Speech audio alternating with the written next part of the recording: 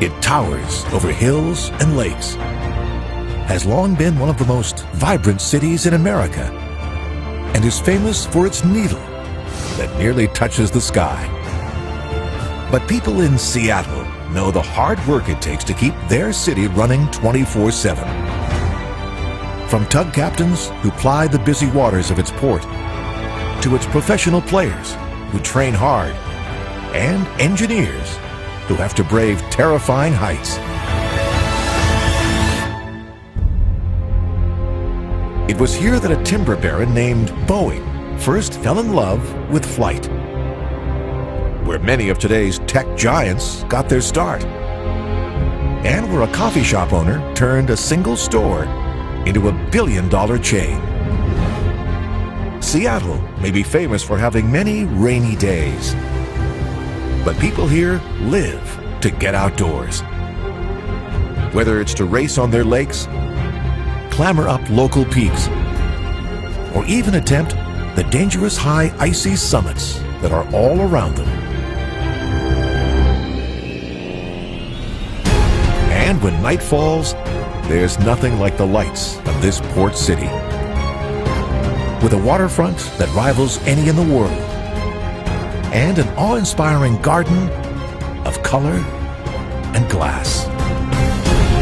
All this in just one day in the city of Seattle.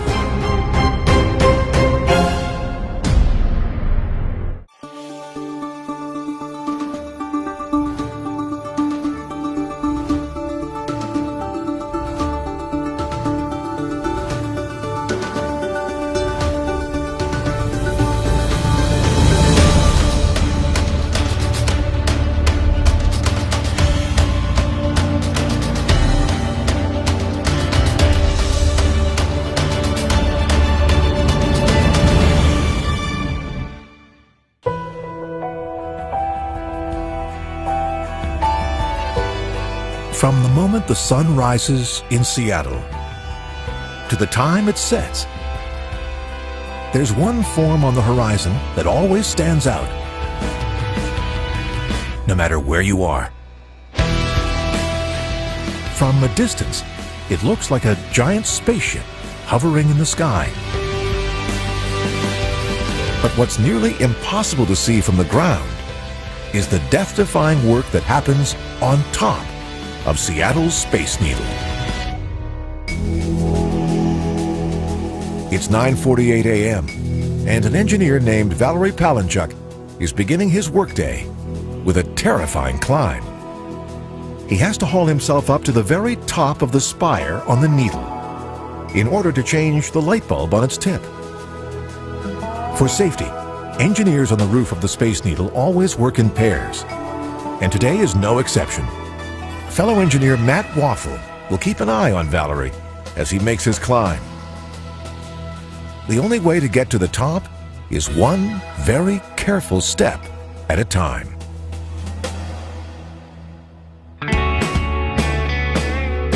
There's no landmark in Seattle more famous than this one. With its concrete legs, spaceship-like head, and towering 40-foot spire, the Space Needle has been a Seattle icon for more than half a century.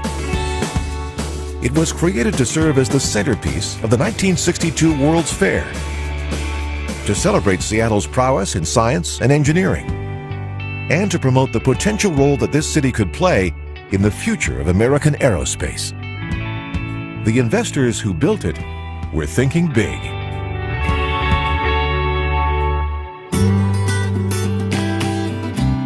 At the time, Seattle was already famous for having the tallest building in the nation west of Ohio. That structure, the Smith Tower, still stands proud over Pioneer Square. It was built in 1914 by a man who made his fortune selling guns and typewriters. All the floors of the Smith Tower are office space, except for its pyramid-shaped roof, which is a two-story penthouse apartment.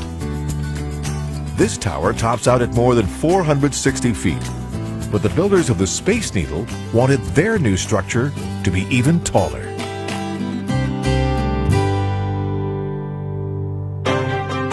In one of their original sketches, it looked like a giant tethered balloon, but a later design resembling a flying saucer won out.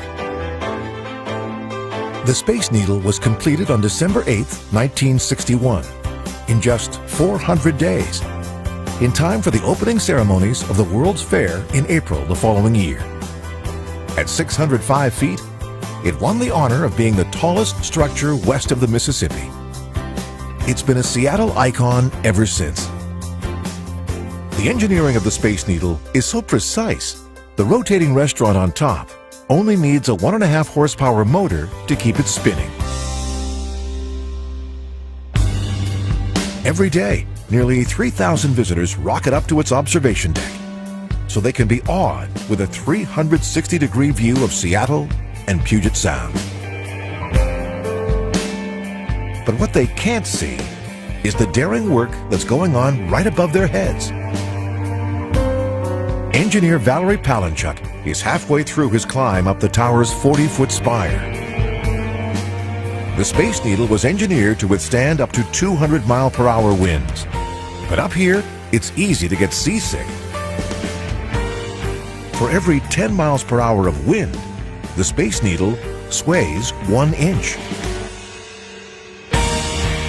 On a stormy day, it can feel like you're clinging to the mast of a tall ship that's rolling in the waves. Once Valery reaches the top, he fastens himself on tight with clips and lanyards. He's now more than 600 feet over the streets below.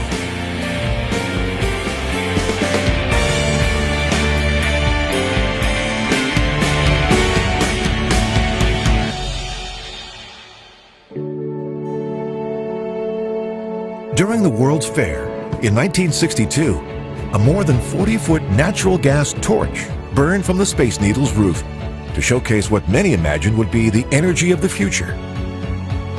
Today, the torch has been replaced by an aviation beacon, which helps pilots of seaplanes like this one avoid collisions with the needle when they come in to land on Lake Union. It's why the powerful beacon on the spire's tip needs to work properly 24/7.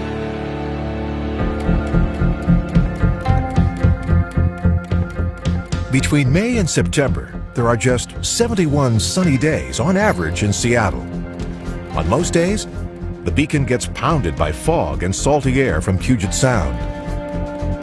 So whenever Valery makes this climb, he has to clean and service it to make sure its flashing light will stay on for at least 1 more year to come.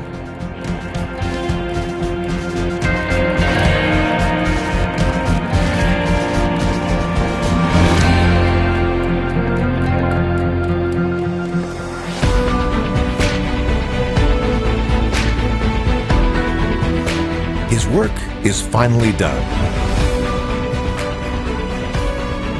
For those brave enough to make this climb, there's no more thrilling spot to take in the city of Seattle than this.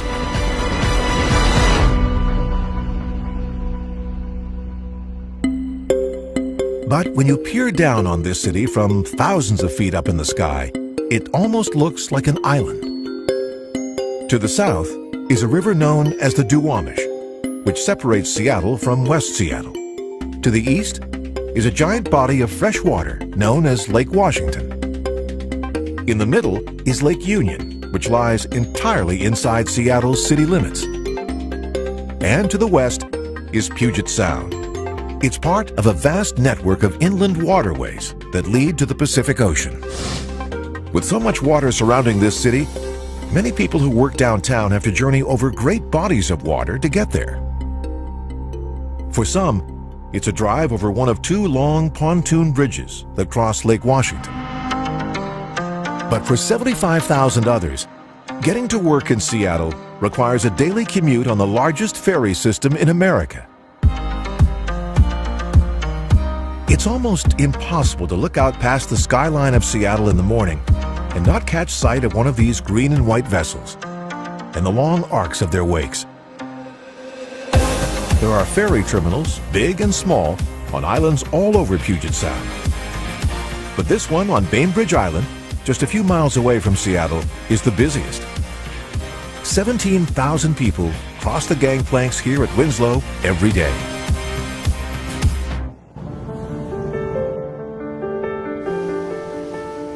A direct journey to the city by ferry takes an hour or less.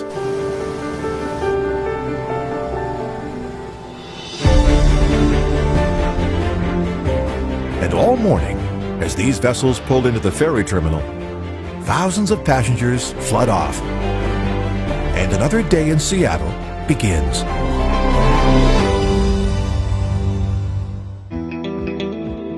By the time most office workers are settling into their seats, hundreds of others are filling the street outside Seattle's legendary Pike Place Market.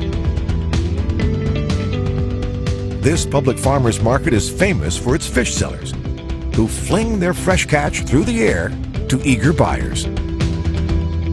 But every morning, hundreds of coffee aficionados flock here too, for a chance to visit the original Starbucks. This might be the most popular pilgrimage site in Seattle. In 1971, three friends launched a small coffee shop here, which they named after a character in Herman Melville's novel Moby Dick. They also chose a mermaid for their logo. Their mission was really to sell freshly roasted beans, not espressos and cappuccinos. But in 1987, another Seattle coffee shop owner named Howard Schultz bought out the founders of Starbucks, started offering Italian-style espresso drinks, and took the company public a few years later. There are now 24,000 Starbucks locations worldwide. And that's why there are so many fans willing to spend their morning waiting in line for a chance to step inside the company's original wood-lined store. To source its coffee beans from growers on 4 continents and then roast and distribute them to stores all over the earth every day, Starbucks relies on one of the most sophisticated global supply chains ever invented. What makes it all possible are standardized shipping containers like these at the Port of Seattle. It's not surprising that the company's headquarters lies right here next to the port. To honor the humble shipping container's role in its success, Starbucks is now repurposing them as coffee shops. All day long, coffee drinkers line up at this drive-through containerized Starbucks store, which is one of 2 in the city. They may be simple structures, but they are evidence of just how global this once tiny Seattle coffee shop has become.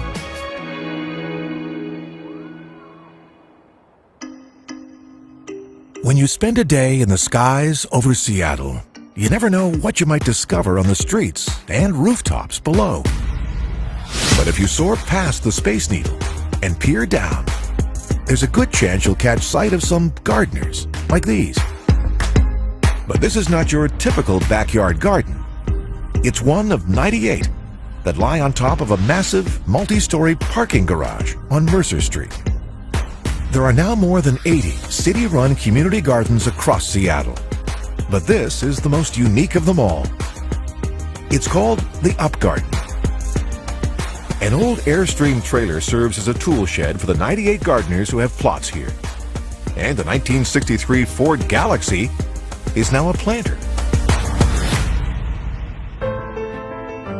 These days, there's very little available land left in Seattle, and people are using rooftops for just about everything, from gardening to yoga.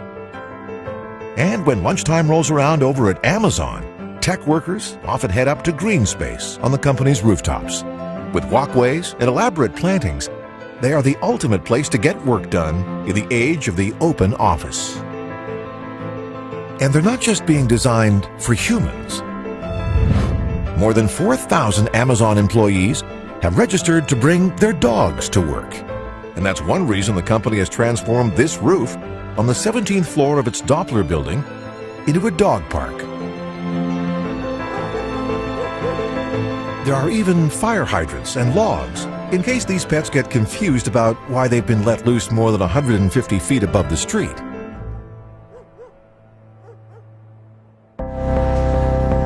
Seattle's tech boom has helped drive a building boom in downtown Seattle. In 2017, there were more construction cranes at work in this city than in any other city in America for the 2nd year running. most new buildings are rising here, in a neighborhood called South Lake Union. This is the site of Amazon's vast urban campus, which is soon predicted to sprawl over 12 million square feet of office space. Amazon has even gobbled up space that was being used by the region's largest tech giant, Microsoft. At the heart of Amazon's campus is a new structure called the Spheres. These glass domes house close to 40,000 different species of plants. With trees and waterfalls inside, it was built so tech employees can connect with the natural world while being inspired by innovation and design. A few blocks away, near the Space Needle, is one of the largest charity operations in the world, also funded by a tech giant. This is the headquarters of the Bill and Melinda Gates Foundation, which the Microsoft co-founder and his wife have funded with donations totaling more than $31 billion. Inside these boomerang-shaped buildings, the foundation supports projects around the world that help tackle issues of public health, hunger, poverty, and education, among others. But there are many different ways that tech billionaires in Seattle spend their fortunes. It's 12:25 p.m. and a crowd has gathered on the shores of Lake Washington. This prime piece of real estate on the water is the practice facility of the Seattle Seahawks, a team that's been owned by Microsoft's other co-founder, Paul Allen, for more than 2 decades. Allen happens to live nearby, in this estate on the shores of the lake. He even has his own floating helipad out front. One reason Seattleites love their Hawks is because they came very close to losing them. In February 1996, the former owner of the Seahawks declared that he was moving the team to California. A fleet of vans arrived to ship the Hawks south. King County fought the move in court and failed. And that's when Paul Allen, a Seahawks fan since childhood, agreed to buy the team for $200 million to keep it in Seattle. Since 2002, the Seahawks have played here at CenturyLink Field. This stadium was specially designed and built to be loud, and it's been a resounding success. Not only did fans here spur the Hawks on before their Super Bowl win in 2014, the stadium itself has won the Guinness World Record twice for having the loudest crowd noise. When the Hawks play here at home, just about everyone in Seattle knows it. But the noise of sports fans screaming at the top of their lungs is just one of the sounds that Seattle is famous for.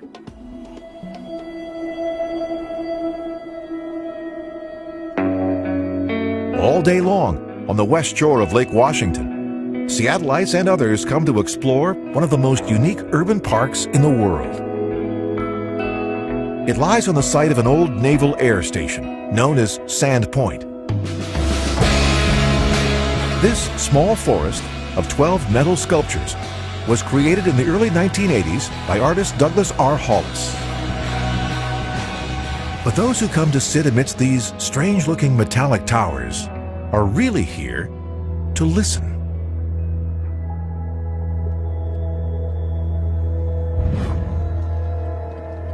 The name of this installation is a sound garden. Hollis designed his sculptures to function as large organ pipes, so that when the wind blows, even lightly, they create eerie sounding hums, creaks, whistles, and tones.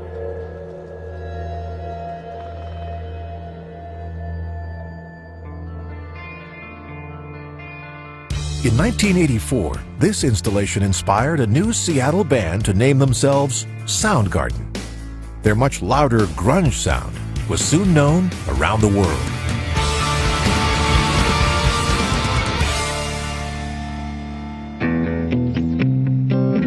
The band Soundgarden was also one of the inspirations for another Seattle music legend, Nirvana lead singer Kurt Cobain. Cobain lived here in this brown shingled house not far from the shores of Lake Washington. But it was also here in 1994 that he died of an apparent suicide at the age of just 27. only 7 years after founding Nirvana.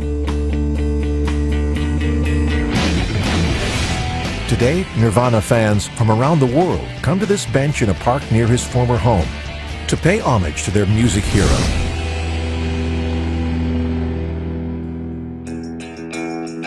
The story of how Seattle became the birthplace of grunge is told nearby, inside this strange-looking structure at the Seattle Center. It was originally called the Experience Music Project when it was founded by Paul Allen in 2000, but has since been renamed the Museum of Pop Culture, or MoPop. Inside are more than 200 Nirvana artifacts, as well as the largest collection of Jimi Hendrix memorabilia in the world. Hendrix was a Seattle native, born here in 1942. Architect Frank Gehry has said his design for the museum was inspired by the shapes of guitars. But it hasn't always been popular with critics. One, writing for the New York Times, described it as something that crawled out of the sea, rolled over, and died. But today, it's one of the most colorful sights in Seattle, especially when you peer down on it from above. There's music history in this city in unexpected places too. This hotel on the waterfront is one of them.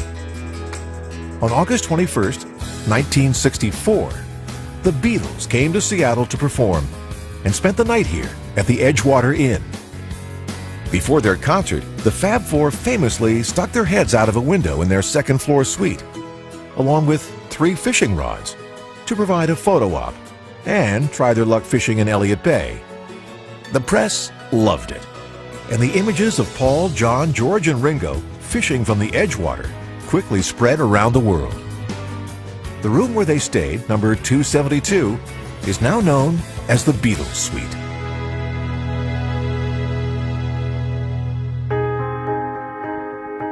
The Beatles never made it to the top of the Space Needle. George is said to have claimed that the view of Seattle was better from the ground. And today, many young Seattleites might agree, especially those who spend their summer days under the jets of the International Fountain. Like the Space Needle, this fountain was built for the 1962 World's Fair, and it's been in operation ever since. Its original design was updated in the 1990s by the same fountain designers that created the Fountains of Bellagio in Las Vegas. It may rain in Seattle almost half the days of the year, but when the sun is out, Seattleites still love to come here and get drenched by the fountain's more than 100 mist jets, micro shooters, and super shooters.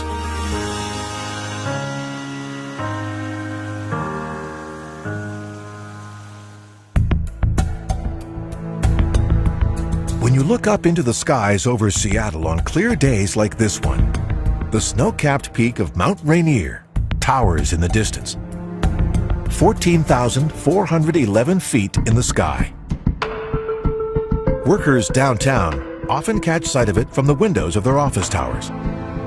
And even tug captains can spot this volcanic peak as they ply the waters of Elliott Bay. Rainier may seem peaceful from a distance, but for many who have tried to climb it, it has also proven to be deadly.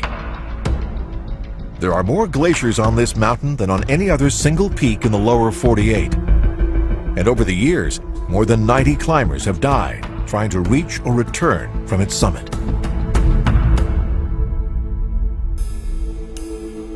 But Seattle is surrounded on all sides by dramatic landscape. To the north is the no less impressive Mount Baker, which rises 10,781 feet over the Cascades. To the west are the mountains of Olympic National Park, whose jagged forms can often only be spotted above the clouds. Some people in Seattle are happy to admire the stunning mountains that surround them from a distance, but Seattleites are well known for heading out into the wild whenever they can. 30 miles to the southeast, a relatively small peak has managed to secure a special place in the hearts and lives of many Seattleites. It's known as Mount Si. It takes a 4-mile hike up a series of switchbacks to reach its summit. The granite face of Mount Si isn't just well known to residents of Puget Sound. It's also very familiar to television viewers around the world. Mount Si is one of the peaks that features large in the television series Twin Peaks. It's included in the series opening credits and played a role in some of the show's scenes. That's because Twin Peaks was filmed in North Bend and other nearby towns in the valley below. Almost 100,000 people visit this stunning piece of wilderness every year. One of the highlights of reaching the summit is the chance to look back at the towering skyline of Seattle in the distance, rising above the waters of Lake Washington and Puget Sound. With so much rugged terrain around Seattle, it's common for people to end up lost, injured, and sometimes even close to death, far from help. Luckily, those in trouble have one of the nation's most elite search and rescue teams on standby, just minutes away.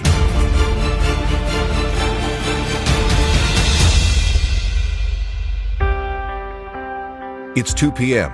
at the U.S. Navy's Air Station on Whidbey Island, northwest of Seattle. On the field, members of the Whidbey Island Search and Rescue, or SAR team, are getting ready to lift off. The Blackhawks they fly in are easy to recognize by their distinctive orange and white colors. This is a very active airfield. It's home to the Navy's largest fleet of Growlers.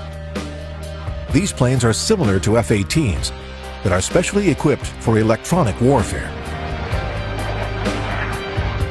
Also here are the Navy's latest P-8 Poseidons and smaller P-3s, which are all used for anti-submarine operations and reconnaissance around the world. If any of the pilots or crew from this base get into trouble, the SAR team is ready to respond within minutes, 24/7. But downed aircraft from NAS Whidbey are rare. So when the SAR team deploys, they are usually heading out to support local agencies, to rescue hikers, boaters, or others who are usually hanging on for their lives. It takes rigorous training to make sure they're ready. Today, they've come to the mainland, north of Seattle. This dramatic landform is actually the throat of a former volcano. The team comes here to practice extractions of injured climbers. When a climber breaks a limb or gets injured on a steep rock face like this one, it's not possible for the SAR team to land. Their only choice is to position the helicopter and its blades just a few feet from the rock, so a medical technician can rappel down to collect the patient. Maintaining a hover with the Blackhawk's blade so close to the mountain is a job for only the most skilled pilots in the Navy. Get it wrong, and the SAR team could end up needing a rescue themselves. As soon as this medical crew member gives the okay, the pilot is safe to pull away. This team has to be ready for just about every type of rescue imaginable in the Pacific Northwest, on land and water. A canyon nearby is where they practice pulling fallen climbers out of deep glacial crevasses. The SAR team is capable of rappelling down more than 200 feet. But to keep them safe at the end of the rope, the pilot has to stay perfectly positioned, directly over the cut. During glacial rescues, high winds and other conditions can make it hard to maintain a hover. If this helicopter gets pushed by wind even a few feet to the side, the crew and patient could get slammed against the canyon's walls as they are being hoisted to safety. That's why the air crew on board keeps careful watch on the action below.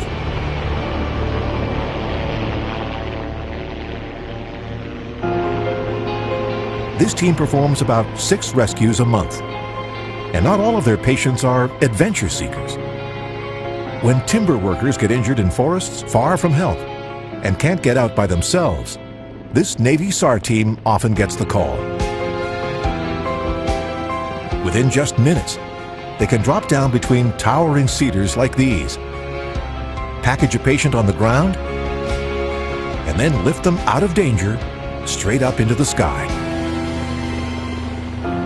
For those who get rescued, it must be an incredible feeling to be injured and alone in a remote forest 1 minute, and then be racing through the air to safety the next.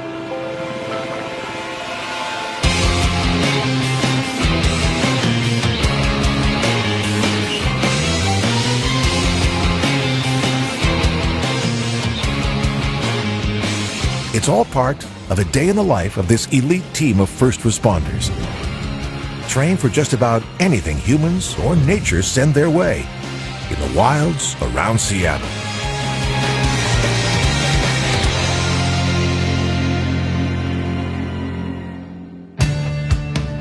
Today, military jets, helicopters, and seaplanes soar through the skies over Puget Sound. But just over a century ago, airplanes were the most exciting new invention on Earth, especially for a man named Boeing, who turned Seattle into the aerospace giant it is today.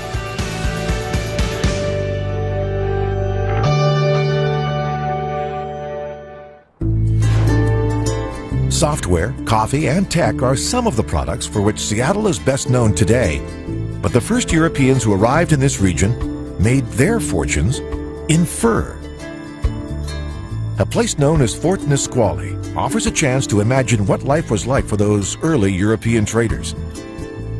It's a partial replica of an early fur trading post that was owned by the Hudson's Bay Company. The original Fort Nisqually was the very first European settlement on Puget Sound, before Seattle existed. It was constructed with walls and guard towers to fend off raids by Native American tribes and to protect the thousands of beaver, raccoon, and other furs that were bundled here for export to New York and Europe. There are two structures standing here from the original fort. This one, the granary, is the oldest building in the state of Washington.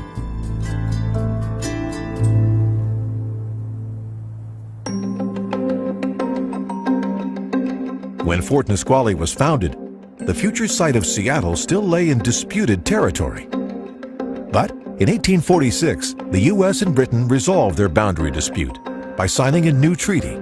It established a boundary at the 49th parallel, which is now the border between the U.S. and Canada. Once that treaty was signed, a flood of American settlers and others started pouring into the region, and that's when settlement of Seattle really kicked off. One of the earliest settlements was located here at Alki Point, which is now in West Seattle. It's home to one of the city's most popular beaches. But when the Denny Party arrived on this then wild stretch of coast in the fall of 1851, skunks raided their food stores, and a winter of cold rain without adequate shelter soon drove the early settlers away. By the next spring, they had already moved east and laid claim to land along the bay that now lies in downtown Seattle. At the time, towering ancient trees, some more than 1,000 years old, blanketed Seattle's hills. Today, on the shores of Lake Washington, it's still possible to imagine what this land must have looked like in the early 1800s. This protected peninsula on the west side of Lake Washington is home to what's known as the Magnificent Forest. It's the largest stand of old-growth trees in the city, many more than 200 years old, including Douglas fir, hemlock, cedar, and maple. It's like a time capsule of Seattle's natural past.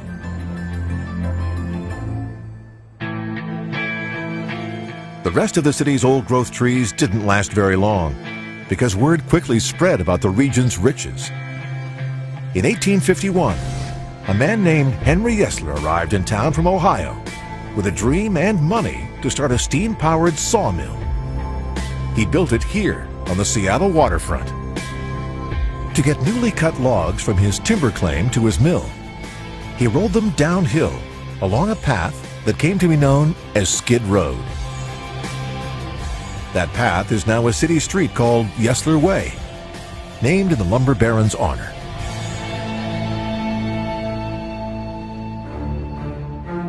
By 1852, one settler here, a man who was known simply as Doc Maynard, is said to have convinced the others to name their new town after a local Native American leader, Chief Seattle. And that's how Seattle was born. Every year, members of the Suquamish tribe who live along Puget Sound celebrate their former chief with a 3-day festival known as Chief Seattle Days. During this festival, young Suquamish race war canoes as they test their prowess on the water and celebrate the traditions and skills of their ancestors.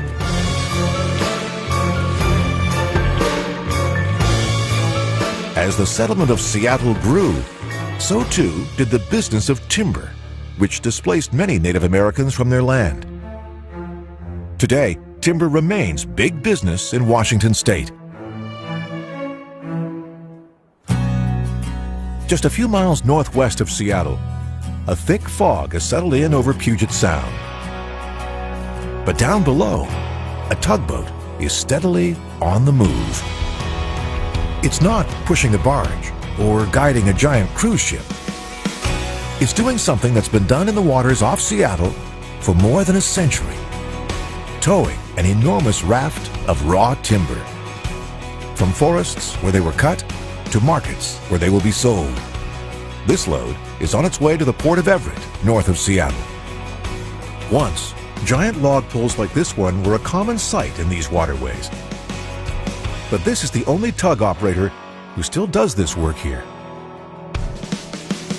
In days past, log tows were targets for pirates and lumber thieves who raided the tows, broke them up, and then hid the stolen logs in the many bays and inlets along the Sound. They were easy targets because log rafts don't move fast. This one is traveling at just 1 to 2 knots. But it would have taken about 150 trailer trucks to move this load on the highway.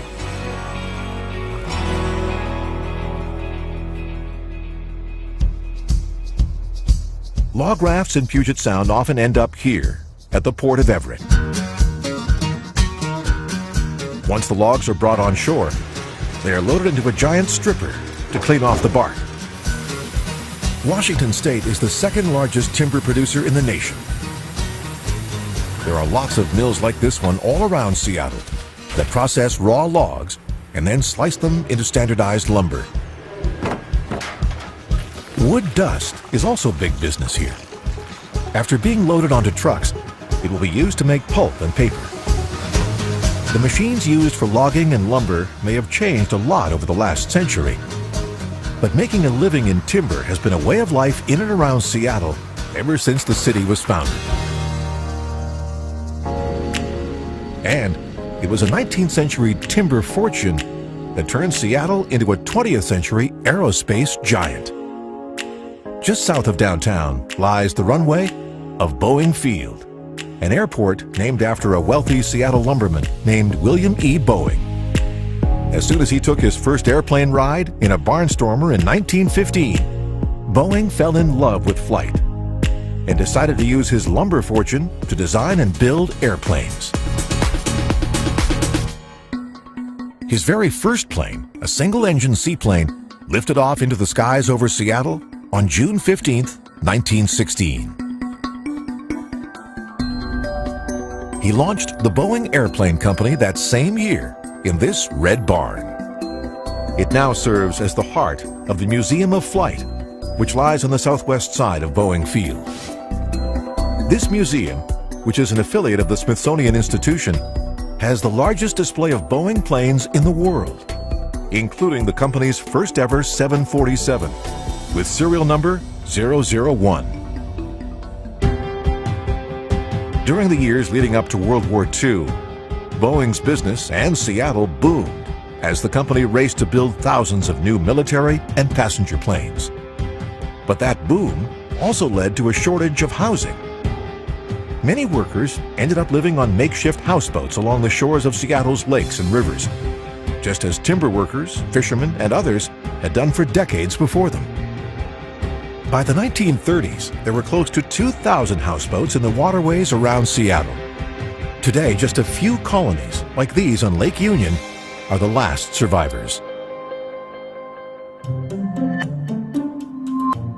When many people think of Seattle, they think of these houseboats.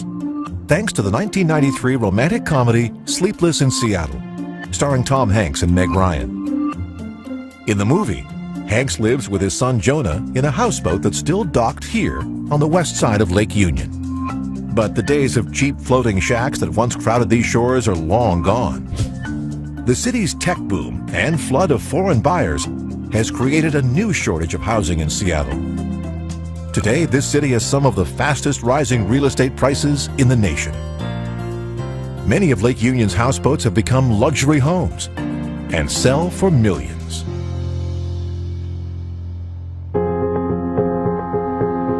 When you spend 24 hours in the skies over Seattle, you discover all the ways that Seattleites use the waters that surround their city every day. Whether they're training on its canals, paddling along its shores, or even skimming across the waters of its lakes. One Seattleite who's out on the water every single day is pilot Anna Gullickson. It's 4 p.m. and she is just preparing to take off from a small floatplane base here at Roche Harbor on San Juan Island. Anna spends most of her workday shuttling residents and tourists between the city and islands like this one. People in Seattle know it's her overhead, thanks to the unique paint job on her plane. When Anna flies, she sometimes spots pods of orcas, also known as killer whales, in the waters below. This species has been at greater and greater risk here around the San Juans. Fearful that these whales might one day be gone forever, Anna raised money to repaint this plane with the signature patterning of an orca to advertise its plight. Now, every time she comes in for a landing over Seattle, thousands of people on the streets, water, and buildings below look up and see this orca of the sky passing overhead before she makes her way to the dock of Kenmore Air on Lake Union. When Seattle was first settled, Lake Union was called Small Water by a Native American tribe known as the Duwamish, who lived on the shores of the lake. But in 1854, an early Seattle settler named Thomas Mercer proposed renaming it Lake Union instead. He came up with that name because he imagined that Seattle's lakes and bays would all one day be connected to each other and Puget Sound by canals. Mercer's vision ended up coming true, but it took more than half a century. What finally united Seattle's waterways was a major work of civil engineering known as the Lake Washington Ship Canal and its giant Chittenden locks. These days, boaters from across Seattle pass through these locks all day long in the summer to spend a day out in the Sound. Fishing captains also use the locks to get their ships to and from Fisherman's Terminal, here just inside Salmon Bay. In the winter months, this freshwater marina is packed with up to 400 commercial fishing boats. But when summer arrives, almost all of Seattle's fishermen head up to the rich and famously dangerous waters of Alaska to hunt for salmon and pollock. A statue here at the terminal honors the nearly 700 Seattle fishermen who never returned from those journeys. This freshwater harbor didn't exist in the late 19th century because Seattle's lakes and bays were still all landlocked. It took a massive project by the U.S. Army Corps of Engineers to link these waterways. First, they connected Lake Washington with Portage Bay in Lake Union by carving a deep channel that is known as Montlake Cut. They also excavated another massive channel called Fremont Cut to link Lake Union with a small saltwater inlet known as Salmon Bay. Finally, they had to install a colossal set of locks at the entrance to Puget Sound, since the fresh water in the lakes was more than 20 feet higher than the water in the Sound. These locks had to be specially designed to keep Seattle's freshwater lakes from being contaminated with salty seawater when they open and close. Many people use them as a bridge to get across the ship canal on foot. Today, it would be hard to imagine daily life in Seattle without the Lake Washington Ship Canal.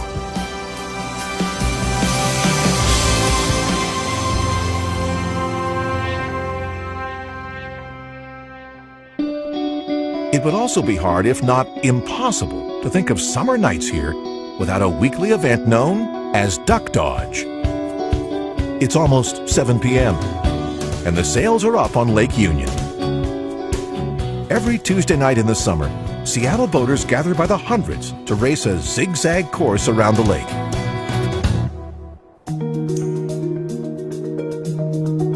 Any sized vessel can compete, but all Duck Dodge sailors have to follow 12 very strict rules. It's forbidden to run into another boat. You're not allowed to bribe the Duck Dodge committee, at least while anyone is watching. You have to keep all buoys to the port side when you make your turns. Rule number 10 is that sailors have to follow all the rules. And rule number 12 says that you may never make a duck change its course. If a duck on Lake Union gets in your way, it's up to you to dodge it. That's how Duck Dodge got its name. This race has been a Seattle tradition for more than 40 years. When it began in 1974, it was advertised as the Lake Union Beer Can Regatta. Today, that spirit still lives on. While some claim the competition is fierce, Duck Dodge is really just a chance for Seattleites to get out on the water, see friends and family, and have some fun. And maybe that's why it's hard to tell if anyone is actually racing. But it always draws a large crowd on shore. They fill the lakeside lawn here at Gasworks Park. On warm summer nights, when the skies over this famously rainy city are clear, it can seem like all of Seattle is outdoors. After racing is over and the Duck Dodge Committee has announced this week's winners, the real partying will begin.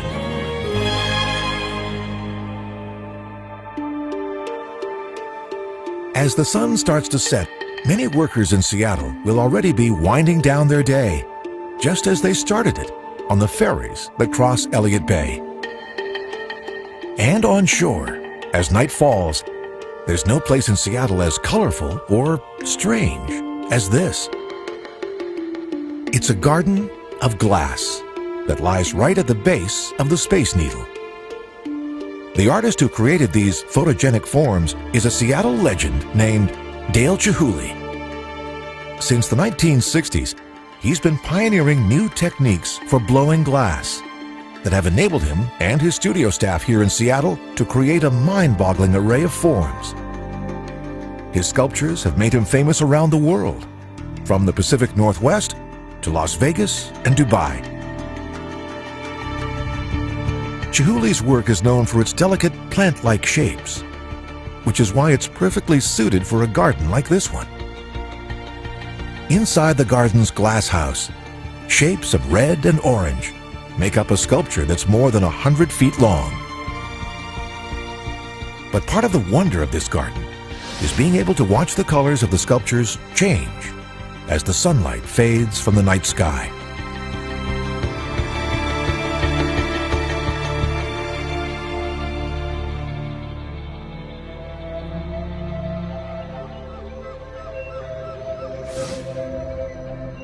But every night, there are other colorful lights in this city too, especially here on Seattle's historic waterfront.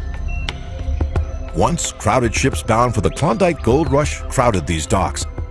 Today, Seattle's Great Wheel can be seen from miles away. But Seattle's most familiar and legendary light might just be this one, a colorful globe that's been spinning over the city since 1948.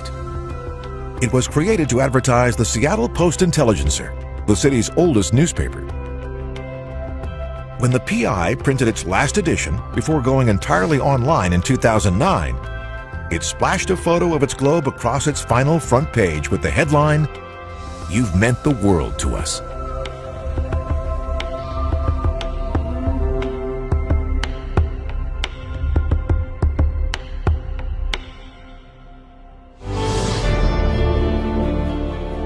Peering down on a day in the life of Seattle is a feast for the eyes. But it's also a chance to discover why this city is one of the most vibrant in the nation. whether Seattleites are cheering on their favorite teams, racing on its lakes, or even braving terrifying heights to make sure their city keeps running 24/7. A day in the life of Seattle truly is unlike a day anywhere else in the world.